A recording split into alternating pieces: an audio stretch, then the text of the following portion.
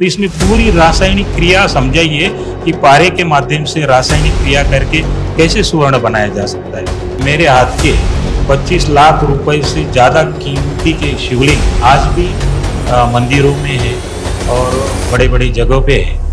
12 ज्योतिर्लिंगों में मेरे हाथ के बनाए पारे के शिवलिंग जाते थे। संत रामपाल जी महाराज से क्यों जुड़े? आप खुद एक पदवी पे थे, आप खुद शिवलिंग बनाते थे। उन्होंने दिखाया कि ये ब्रह्मा विष्णु महेश नाशवान है, इनका भी आविर्भाव और तिरोभाव होता है। पर दुनिया तो कबीर जी को कबीर दास और कबीर जो कवि हैं उनके उससे जानती है। आपने अभी मेंशन किया कि कबीर साहिब जी आपने मेंशन किया उनको। भगवत गीता भी है, गीता के भी अंदर कवीम शब्द को सर्वज्ञ करके ट्रांसलेट किया है। तो इसी प्रकार इन धर्मगुरुओं का अज्ञान होने से इनको वो बात समझ में नहीं आती।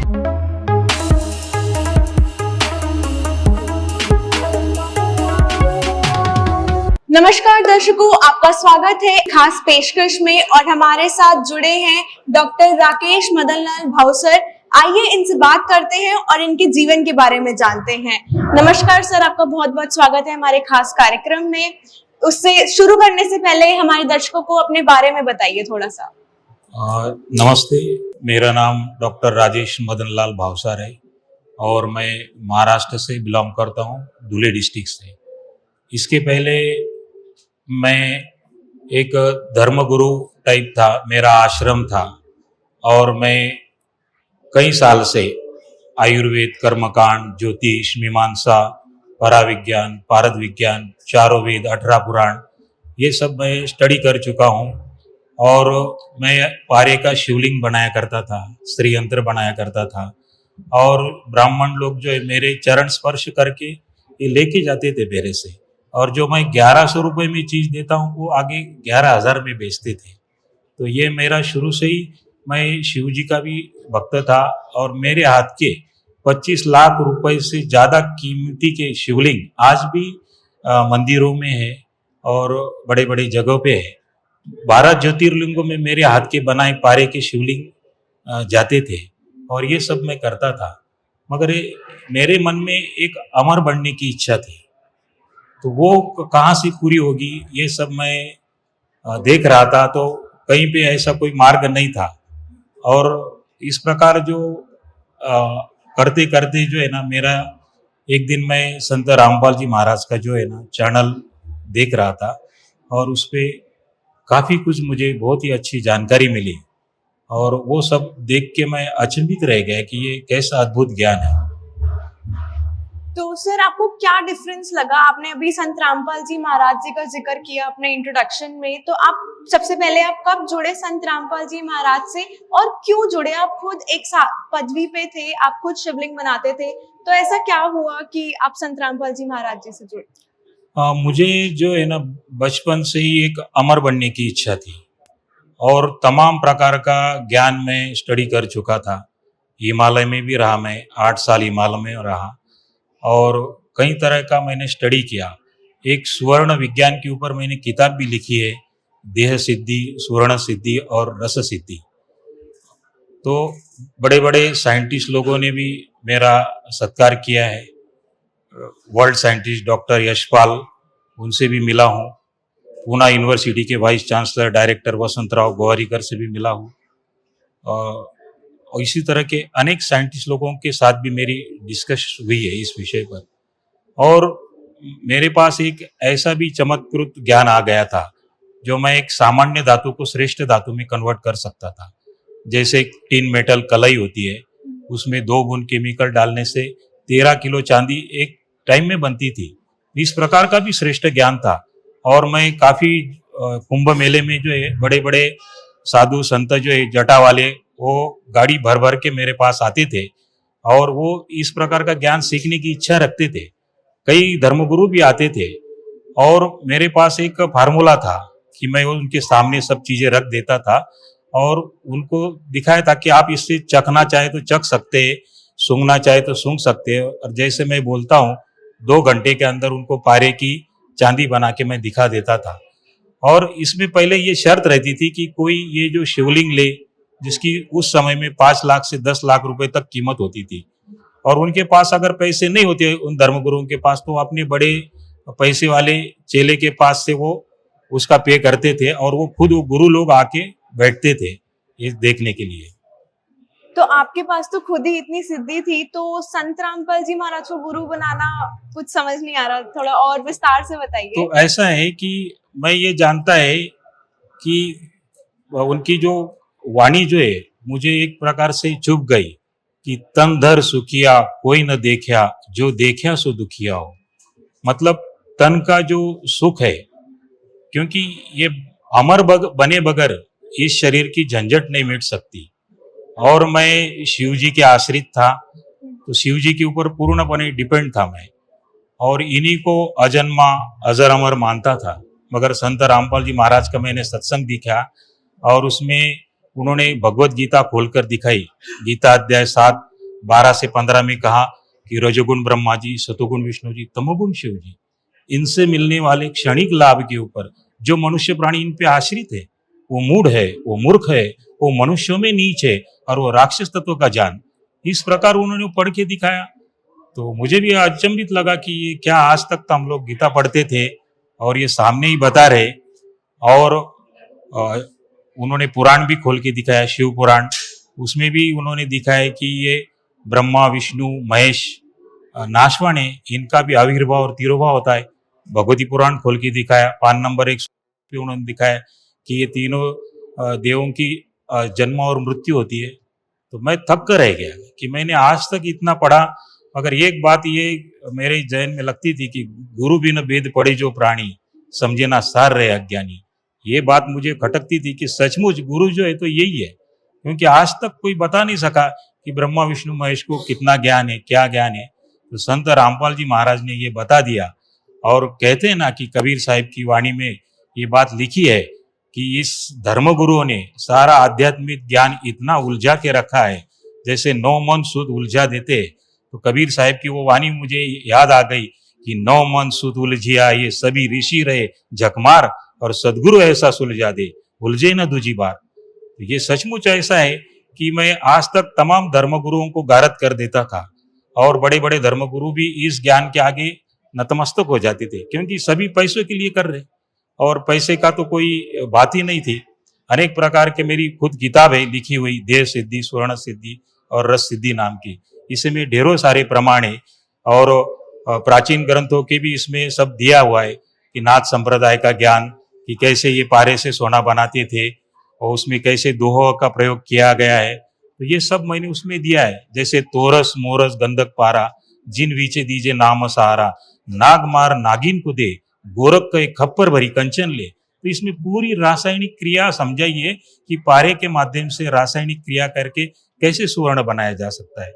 तो सुवर्ण का तात्पर्य ये होता है कि सोने को अगर 25,000 करंट हमने दिया, डीसी करंट, तो उसमें से पारा और गंधक बाहर पड़ता है। तो सोना भी जो बना हुआ है वो पारे से बना हुआ है, और कलर जो है वो सल्फर का है उसको।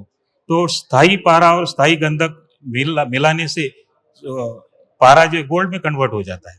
तो इस प्रकार का ये भी साइंस, और ये साइंस से मैंने डॉक्टर यशपाल जी से डिस्कस किया, तो वो भी थक कर रह जाते, क्योंकि ये जो ज्ञान है ये थोड़ा एडवांस साइंस है, जो यहाँ की साइंस के ऊपर है। जी सही बात है, ऐसा तो हमने बहुत ही रेयर, आई गेस मैं पहली बार ही सुन रही हूँ आपसे कि ऐसा कुछ भी होता है। तो और बताइए संत रामपाल जी महाराज के बारे में, क्या डिफरेंस आपको लगा? आपने बताया बाकी धर्म गुरुओं के पास भी आप गए, उनका भी आपने ज्ञान सुना, क्या डिफरेंस लगा कि आपने संत रामपाल जी महाराज को चुना और बाकी धर्म गुरुओं को साइड में रखा गया? बाकी धर्म गुरुओं का जो ज्ञान है, तो वो कहते हैं कि पापों का नाश नहीं हो सकता, जो कष्ट है आपके जीवन में वो आपको भोगना ही पड़ेगा।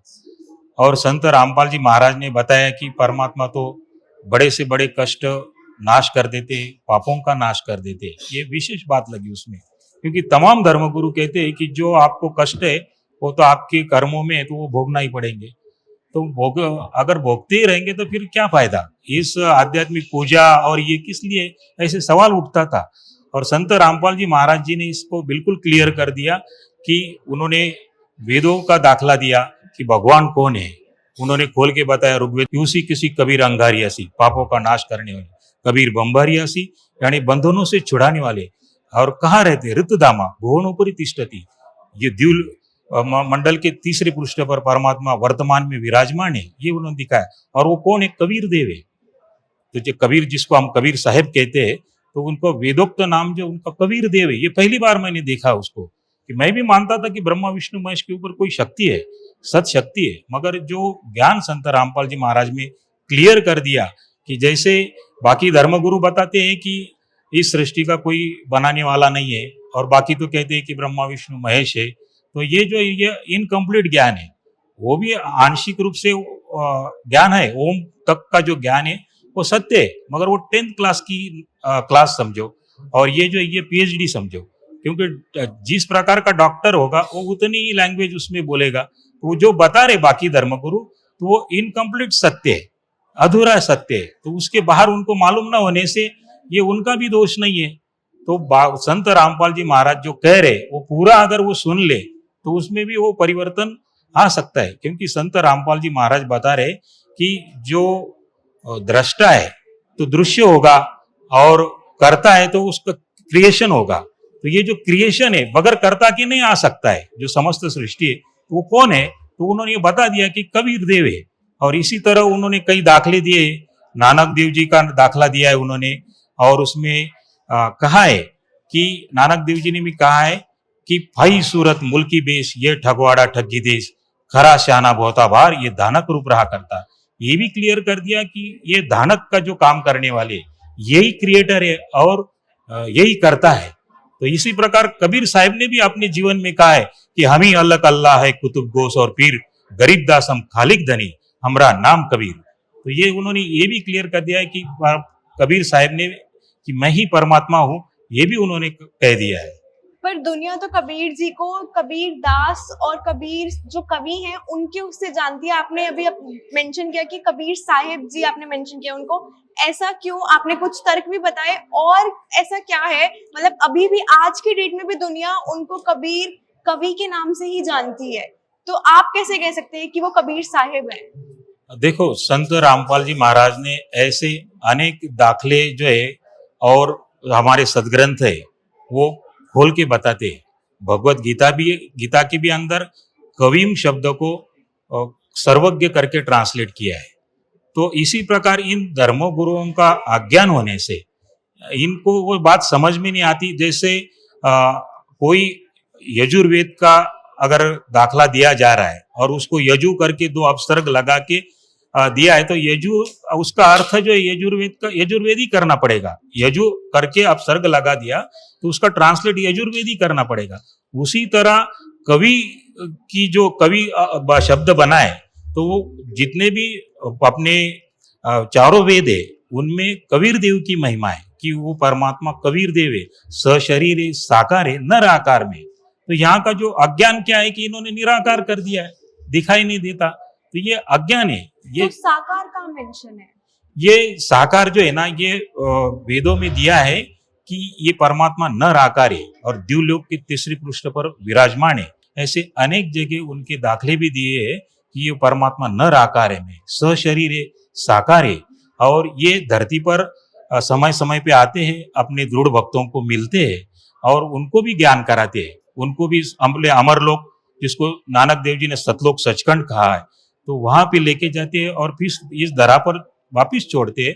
और फिर उनकी वाणी में इस प्रकार का उल्लेख आता है, जैसे नानक देव जी की वाणी में आया है, और उन्होंने राग महला पहला में कह दिया है कि हक्का कबीर करीम तू बे परवरदिगार, कि ये परवरदिगार है और यही परमात्मा है। अच्छा जी, तो हमें ये बताइए, हम जैसे शुरू हुए थे कि संत रामपाल जी महाराज के आप शिष्य हैं। संत रामपाल जी महाराज के बारे में हमें सुनने को मिलता है कि बाकी जितने भी धर्म गुरु हैं वो सब उनका विरोध करते हैं। तो हम देखा जाता है कि सिर्फ संत रामपाल जी महाराज एक ऐसे गुरु हैं जिनके साथ कोई और नहीं खड़ा, बाकी सारे धर्म गुरु एक साथ होते हैं कहीं ना कहीं। ऐसा क्या डिफरेंस है कि सिर्फ संत रामपाल जी महाराज को ही अकेले में देखा जाता है और बाकी सारे इकट्ठे दिखते हैं समाज में? ऐसा है कि बाकी तमाम धर्म गुरुओं का जो ज्ञान है तो उसमें स्वर्ग है, नरक है और 84 है, और बाकी जगह ब्रह्मलोक है, नरक है और 84 है। तो तमाम ज्ञान से, उनके जो धर्मगुरुओं के ज्ञान से स्वर्ग भी मिलेगा, नरक भी मिलेगा और 84 में भी जाना पड़ेगा, जिसमें 4 पाया का गधा कुत्ता भी बनना पड़ेगा। तो इस प्रकार का वो ज्ञान है। और संत रामपाल जी महाराज जी का ज्ञान है कि आप अमर बन सकते हैं, 84 में नहीं जाना पड़ेगा। ये विशेष ज्ञान है जिसके फलस्वरूप वो अपने हार स्वीकारने में सक्षम नहीं है वो धर्मगुरु, इसलिए वो विरोधी हो गए उनके। वास्तविक उनको चाहिए कि ये क्या ज्ञान है। हर एक व्यक्ति को यहाँ से जन्म मरण के चक्र से छूटने की इच्छा होती है और वो अपना अहम त्याग के अगर ये क्या ज्ञान बता रहे, अगर ये वो देखेंगे पढ़ेंगे तो सहर्ष से उसको स्वीकार हो सकता है। और स्वीकार न करने का जो बात आ रही है तो वो उनका अहम है, वो इनको त्यागना पड़ेगा, तभी जाके ये चीज उनके भी फायदे की है। और मैं चाहता हूं कि इन सब तमाम धर्मगुरुओं को कि आप अपना अहंकार छोड़ के और ज्ञान को देखे, प्रमाण देखे, सारे प्रमाण देखे, पेज नंबर सहित उन्होंने दिखा दिया है कि वो अमर परमात्मा कबीर देव है। संत रामपाल जी महाराज शुरू से ही चर्चा का विषय रहे हैं और कहीं ना कहीं अच्छे कामों में भी उनका बहुत बड़ा सहयोग रहा है। हम न्यूज में अक्सर देखते हैं कि उन्होंने कहीं ना कहीं मदद की, जैसे बाढ़ आई, राम मंदिर के टाइम पे उन्होंने भंडारा लगाया। ऐसे और कौन से कार्य हैं जो संत रामपाल जी महाराज कर रहे हैं, उसके बारे में बताइए थोड़ा। संत रामपाल जी महाराज के यहाँ देहदान शिविर भी लगाया है और रक्तदान शिविर भी लगाया है यहाँ पे, और नेत्र चिकित्सा फ्री में की जाती है और दंत चिकित्सा भी की जाती है। और अनेक जगह पे ऐसे जो कार्यक्रम होते हैं, जैसे राम मंदिर बना, उस टाइम पे भी उन्होंने बहुत बड़ा भंडारा दिया। और इसी तरह के कामों में हर समय 2 करोड़ से ज्यादा एक सामान्य खर्चा आ जाता है। और इस प्रकार संत रामपाल जी महाराज जी के आज 11-12 बहुत बड़े आश्रम है और हर जगह करोड़ 2 करोड़ रुपए का तो आसानी से इसमें व्यय होता है। तो एक सामान्य व्यक्ति नहीं कर सकता ये। तो ये बात सोचने की है कि ये इतना कहीं से पॉलिटिकल सपोर्ट ना लेते हुए भी और अकेले ये कैसे चलता है, तो इसमें परमात्मा का रजा होने से ही ये सब काम चलते हैं और इस प्रकार आपको देखना चाहिए। जी, और हमें सुनने को भी मिला है कि संत रामपाल जी महाराज दहेज मुक्त शादियां भी कराते हैं, तो क्या ये बात सही है और ऐसा सही में होता है क्या? जी बिल्कुल सही सुना है आपने, क्योंकि उनको ये दहेज प्रथा जो है ना वो समाप्त करने की है। जैसे पहले स्त्री, उसका पति मर जाता था तो उसको जीवित जलाया जाता था उसके साथ, तो वो प्रथा जैसे किसी महापुरुष ने प्रयत्न करने पर वो बंद हुई, तो वैसे ही ये संत रामपाल जी महाराज ने इन्होंने ये बीड़ा उठाया है। वास्तविक ये दिखने में असंभव जैसे कार्य है बड़े बड़े, मगर संत रामपाल जी महाराज ये सहज रूप से करके बता रहे तत्व ज्ञान के आधार पर कि ये उनके पास ऐसा अस्त्र शस्त्र है जो किसी भी अस्त्र शस्त्रों को काट देता है। और ये तत्व ज्ञान बहुत ही आत्मसात करने पर बहुत ही सुलभ हो जाता है। तो यहाँ पे दहेज मुक्त शादियां की जाती है जिनसे 1 रुपया नहीं लिया जाता है। और उस व्यक्ति को भी, जैसे लड़की होती है किसी को, तो माता पिता को टेंशन होता है कि लाखों रुपए का खर्चा हो जाता है उसमें, तो वो भी खर्चा उसमें होता नहीं है। और संत रामपाल जी महाराज जी दोनों तनाव मुक्त रहेंगे तो प्रेम से रह पाएंगे और सही यानी सही इसमें प्रेम से संबंध स्थापित होने पर जीवन आनंदमय हो सकता है। जी, अक्सर जैसे हम आपसे भी बात कर रहे हैं और हम बाकी भी संत रामपाल जी महाराज के अनुयायियों से बात करते हैं या उनके बारे में सुनते हैं, तो हमें पता चलता है कि उनका जो लाइफ है बिल्कुल ड्रास्टिक चेंज आया होता है उनकी लाइफ में संत रामपाल जी महाराज से जुड़ने के बाद। तो आपको लाइफ में क्या चेंज फील हुआ, इसके बारे में बताइए। मुझे तो सबसे बड़ा रास्ता ये मिल गया कि अमर जो मेरी इच्छा थी, क्योंकि ये इस पृथ्वी का नियम भी है कि ये कर्म सृष्टि कहलाती है और जैसे कर्म करेगा वैसे फल उसको प्राप्त होगा। ब्रह्मा विष्णु महेश को प्रभु मान के पूजन करेगा, अंतिम समय में इनको प्रभु मानता रहेगा तो स्वर्ग जाएंगे लोग, नरक जाएंगे और 84 भी जाएंगे। और संत रामपाल जी महाराज कह रहे कि कितने भी सुख भोगे और नरक के कहर टूट जाने पर सारे सुखों पे पानी फिर जाएगा। तो ये बात मुझे भी लग गई कि सचमुच ये बात तो है ही कि अगर वो नरक के कहर टूट गए और फिर 84 के कहर टूट गए तो सारा बेड़ा गर्क हो जाएगा। तो ऐसा जीवन चाहिए कि जिसमें नरक में ना जाना पड़े, 84 में ना जाना पड़े। तो ये ज्ञान मुझे बहुत ही अच्छा लगा कि वो अमर परमात्मा भी हमको कौन है ये भी पता चल गया। तो जिन हरि जैसा सुमरिया ताको तैसा लाभ, वाणी के अनुसार जो जिस प्रकार के हरि की यानी प्रभु का पूजन करेगा उसको उस प्रकार की फल प्राप्ति हो जाएगी। तो इतना सरल और सिंपल है। तो अमर प्रभु का पूजन करो, अमर लोक में चले जाएंगे, सदा के लिए सुखी हो जाएंगे।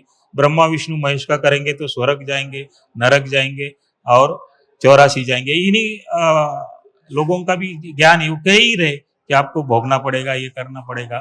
तो ये जो ज्ञान है तो संत रामपाल जी महाराज का मुझे बहुत ही अच्छा लगा कि एक जीवन में सदा के लिए व्यक्ति कैसे अमर हो सकता है, क्योंकि यहाँ से जाना तो सबको है, मगर जाएंगे कहाँ? जैसे वहाँ स्वर्ग नरक और 84 जाएंगे, वैसे यहाँ अमर लोग जाएंगे और सदा के लिए अमर शरीर मिल जाएगा। तो जो हमारे सदग्रंथों के आधार पे संत रामपाल जी महाराज वो बताते हैं और वो सत्य भी है। जो मैंने सारे ग्रंथ भी पढ़ रखे हैं और कई प्रकार का मैंने स्टडी भी कर रखा है।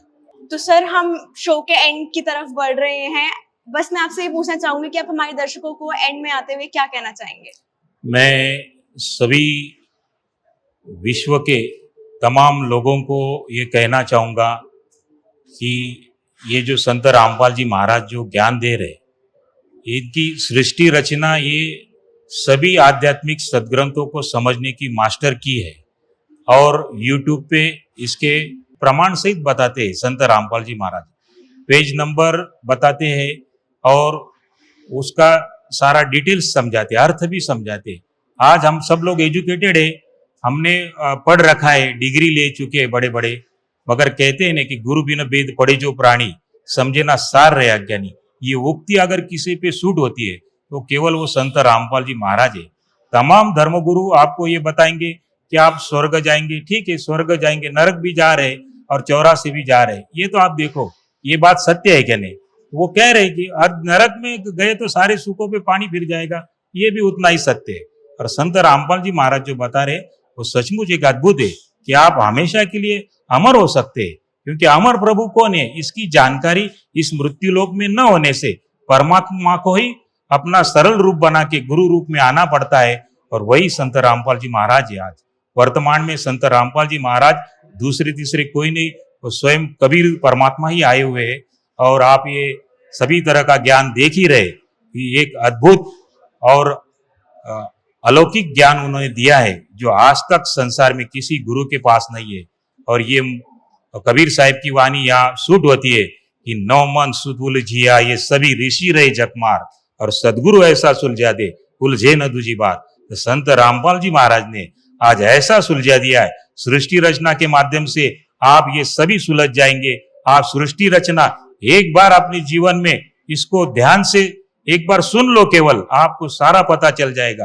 ये मास्टर की है सभी आध्यात्मिक सदग्रंथों को समझने की, तो आप इसको जरूर समझे, सृष्टि रचना जरूर देखें, यूट्यूब पे एक बार देख लीजिए कि आपको पता चल जाएगा कि परमात्मा वास्तव में नर आकार में सशरीर और साकार है, और वही संत रामपाल जी महाराज ही है, ये भी आपको पता चल जाएगा। सत साहेब जी धन्यवाद सर, हमें आपसे बात करके काफी अच्छा लगा। तो दर्शकों आपने सुना किस प्रकार से सर ने अपनी लाइफ के बारे में बताया, क्या क्या उन्होंने, पहले वो शिव जी के भगत थे, शिवलिंग को मानते थे, और फिर वो संत रामपाल जी महाराज से जुड़े। ऐसे ही तमाम एपिसोड्स के लिए हमारे साथ जुड़े रहिए।